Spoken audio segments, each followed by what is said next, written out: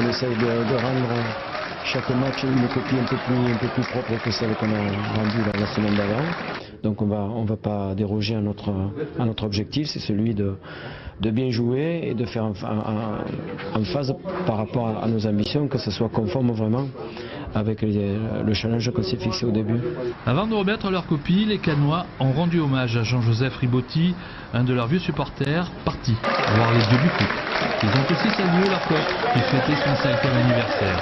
Ces formalités bien remplies, ils ont tout de suite affiché une belle écriture du jeu avec cette percée de Tamazout et encore un coup franc magistralement exécuté par Valérie. Il y avait bien une petite rature défensive, elle était doublement gommée par Padovani et le poteau. Les Azuriens appuyaient leur prêt, Zoko en particulier.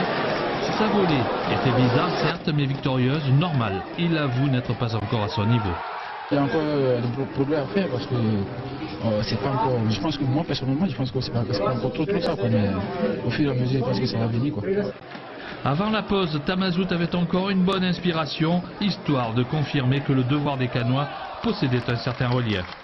Il était un peu moins clairvoyant par la suite, même si l'excellent Dembélé soignait impeccablement son paragraphe. Mais pour Prodon qui était fait cet examen, il a laissé entrevoir quelques lacunes. Aussi, des renforts ne seront pas superflus pour affronter les prochaines échéances.